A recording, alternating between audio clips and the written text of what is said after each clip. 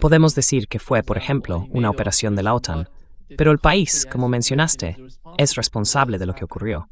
Sí. ¿Y cómo ves las acciones de represalia por parte de Rusia? ¿Cómo crees que eso podría agravar la situación entre, ya sabes, de alguna manera? Well, there will be retaliation. When Habrá President represalias. Putin, El Prime presidente Minister Putin, Lavrov, el ministro de Asuntos Exteriores Lavrov y muchos otros han dejado muy claro que por actos de piratería en alta mar habrá una represalia simétrica. Lo hemos visto en el Mar Negro. Las represalias se han dirigido principalmente contra las bases de drones y las bases de misiles navales británicas en y alrededor de Odessa. La respuesta se llevó a cabo mediante ataques rusos con misiles y drones contra el puerto de Odessa y los puertos cercanos, en represalia por los ataques en el Mar Negro. Uno de esos objetivos fue un buque turco en diciembre de este año, y se trató el asunto el 12 de diciembre, cuando el presidente Putin se reunió con el presidente Erdogan. No mencionaron que hablaran de la represalia en el Mar Negro.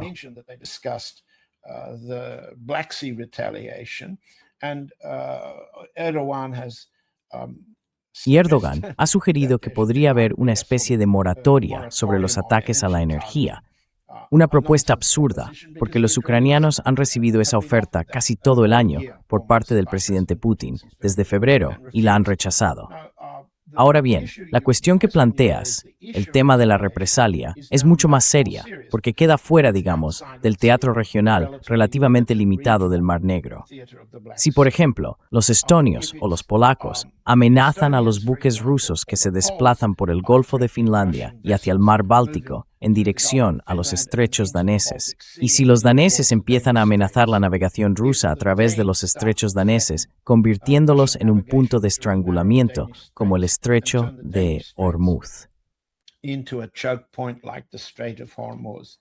If the French do what they've done, which is Si los franceses hacen lo que han hecho, detener, registrar e inspeccionar buques o cargamentos rusos que se desplazan hacia el sur, paralelos a la costa francesa en el Atlántico, esto amplía la guerra contra la navegación, el comercio y la propia Rusia a alta mar, no solo a las aguas territoriales.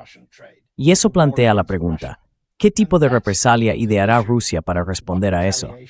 Existe la percepción, puede leerse, nuestro público puede leerlo en la prensa occidental, de que si la parte rusa ataca un buque de la OTAN, eso equivale a un incidente del artículo 5. En otras palabras, la OTAN considera que puede atacar buques rusos atribuyendo al atacante ser un dron ucraniano, una operación del SBU.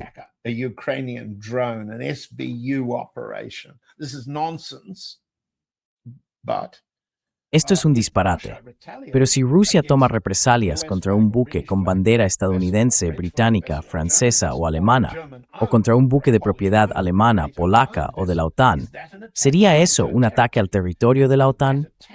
Y constituiría ese ataque, aunque fuera una represalia en especie, una provocación que implicaría plenamente a la OTAN contra Rusia.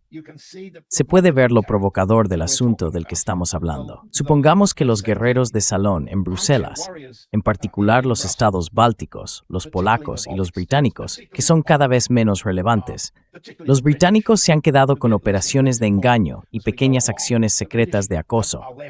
Putin ni siquiera menciona ya al primer ministro Starmer. Las verdaderas negociaciones sobre la guerra y la paz ahora implican a Francia, Alemania y Estados Unidos.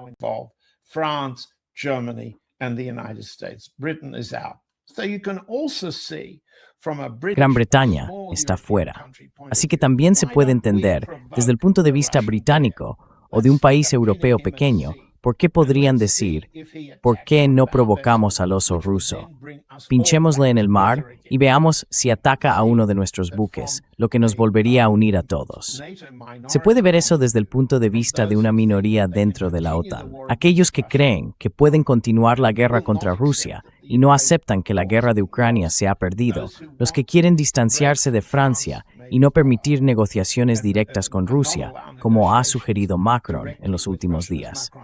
Se puede entender el valor que imaginan en provocar a Rusia para que responda en alguno de estos lugares. Y este es el tipo de mentalidad con la que estamos tratando.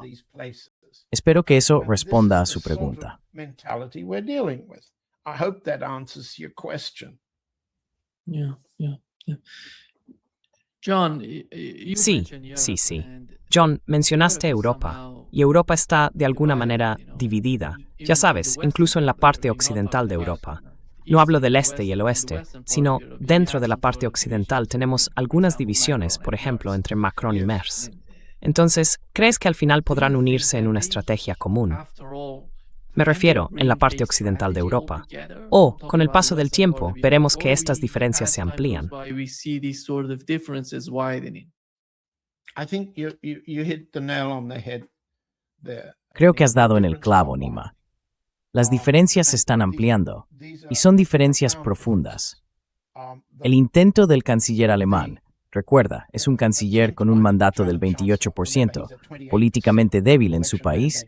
Bueno, podemos retroceder y explicar la política interna alemana, y también tienes buenos expertos alemanes que pueden explicarlo. La división que Merz provocó al presionar a la Unión Europea para que comprometiera y destinara directamente los activos rusos a financiar la guerra en Ucrania, y luego al desencadenar la resistencia explícita de Italia y Francia, junto con la resistencia tácita de Hungría, Chequia y Eslovaquia, es algo serio y refleja un punto de fondo que debemos subrayar.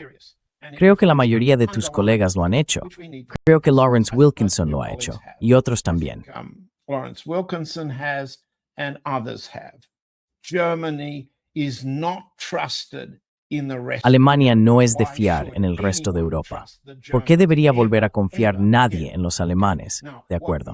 Ahora, lo que está haciendo Merz, Friedrich Merz, el mini canciller del 28% de Alemania, es utilizar la plataforma de la guerra de Ucrania para impulsar el rearme de Alemania, usando el señuelo de que comprará armas estadounidenses para atraer el apoyo de Trump y establecer a Alemania como la mayor potencia militar de Europa. Eso, evidentemente, nunca será aceptable para los franceses. Los británicos tienen su propia historia de coqueteo con Hitler, la historia de creer que el fascismo de Hitler era la cura para el comunismo soviético. Esa era una idea que Joe Kennedy, entonces embajador en el Reino Unido, solía transmitir al presidente Roosevelt entre 1938 y 1940, cuando Kennedy era el embajador estadounidense en el Reino Unido. Siempre ha existido una escénica symbiodontimbrd aliaris con el inuan circunstancia.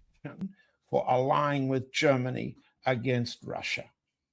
But right now the situation. Pero ahora mismo, la situación es que Merz se enfrenta a la oposición de Macron y el lado ruso es recibido con cierto escepticismo. El anuncio de Macron de que nosotros, es decir, Europa, deberíamos mantener conversaciones directas, relaciones directas y negociaciones con Rusia también tiene sentido por razones evidentes.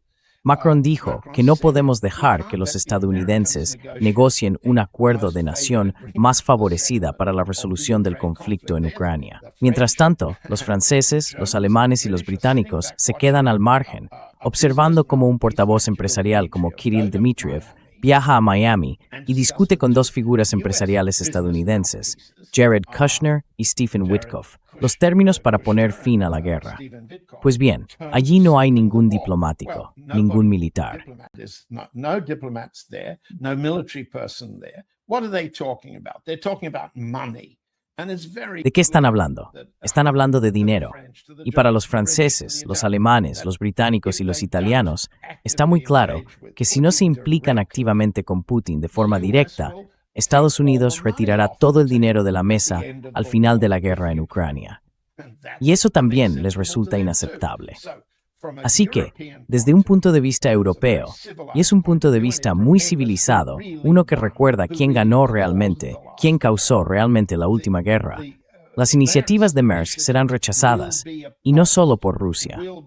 Las fuentes rusas con las que hablo entienden que esto es evidente y se sorprenden de que los franceses, los italianos demás, hayan tardado tanto en darse cuenta.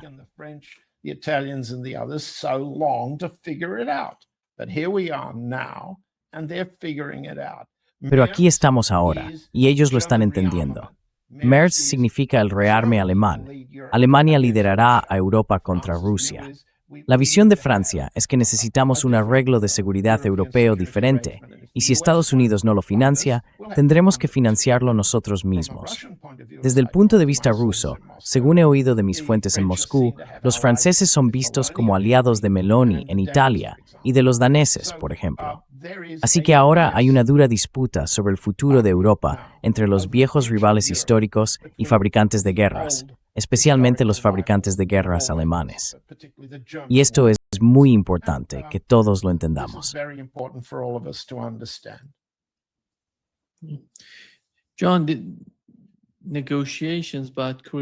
John, las negociaciones de Kirill Dmitriev, y has mencionado a Steve Yatkov, en nombre de Estados Unidos junto con Kushner, ¿cuáles son las dificultades en las conversaciones entre Estados Unidos y Rusia? ¿Y es posible que estas personas lo consigan? ¿Son capaces de encontrar algún tipo de solución? Porque, como has dicho, no son diplomáticos, son empresarios. Y no sé cómo. El acuerdo en Ucrania, en mi opinión, es una enorme guerra diplomática. No es algo como un simple trato entre empresarios. ¿Cuál es tu interpretación de lo que está ocurriendo entre estas personas? Buena pregunta. Good question. I've asked my Russian sources the same He question. hecho la misma pregunta a mis fuentes rusas y he obtenido varias respuestas diferentes. En primer lugar, sí, todos reconocen que ahora es un formato de negociación muy peculiar, que excluye al Ministerio de Asuntos Exteriores en ambos lados. El ministro ruso de Asuntos Exteriores, Sergei Lavrov, no es partidario de Kirill Dmitriev. Ha intentado apartarlo de las negociaciones que se han estado llevando a cabo con Estados Unidos desde la primera reunión que tuvo lugar después de que Trump llegara al poder en Riyadh. Sí, el Ministerio de Asuntos Exteriores ha sido marginado en esta negociación hasta ahora. Sin embargo, el Kremlin ha mantenido el control a través de la implicación directa de Yuri Ushakov, el asesor de Asuntos Exteriores del presidente. Sabemos ahora que Ushakov hace llamadas telefónicas y mantiene conversaciones con Vyatkov, porque, según el informe de Bloomberg, algunas personas han filtrado amablemente parte del texto malinterpretado de sus conversaciones. Misunderstood text of their conversations. In what's happening, however, Lo que está ocurriendo, sin embargo, según mis fuentes rusas, son un par de cosas. En primer lugar, Dmitriev está hablando con Vyatkov con el objetivo de, digamos, despertar, o podríamos decir apelar a, la codicia del círculo de Trump, o dicho de forma más educada, a los incentivos económicos o comerciales, quizá incluso a los sobornos, implicados en alcanzar un acuerdo de paz que llevaría a Trump a abandonar a Zelensky. En otras palabras, es una zanahoria, una muy jugosa, que la parte rusa está ofreciendo para que Vyatkov pueda convencer a aquellos elementos de la administración Trump en el Pentágono, el Departamento de Estado, el Consejo de Seguridad Nacional y las agencias de inteligencia de la conveniencia de llegar a un acuerdo. En realidad, según mis fuentes rusas, no tienen poder de decisión.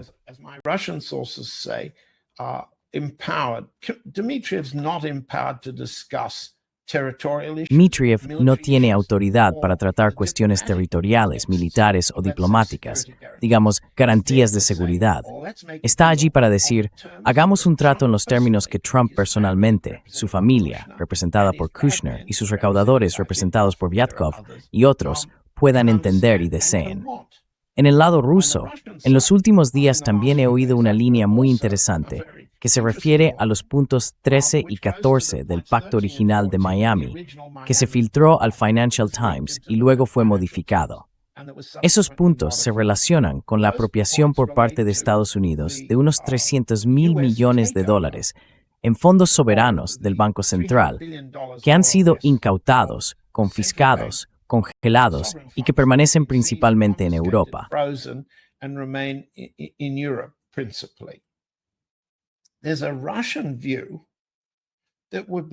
Existe una visión rusa según la cual sería mucho mejor, para beneficio de Rusia, que los $300 mil millones se colocaran en un fondo gestionado conjuntamente por Rusia y Estados Unidos, y que el dinero se devolviera a Elvira Nabiullina, la gobernadora del Banco Central.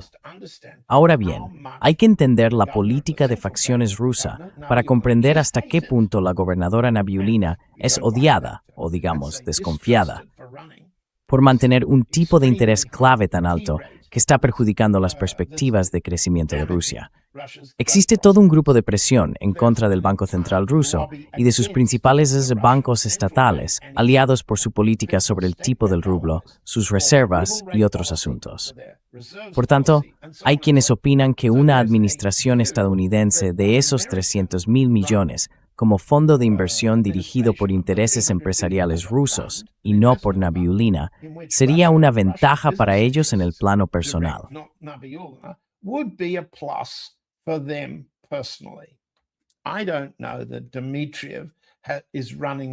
No sé si Dmitriev está siguiendo esa línea.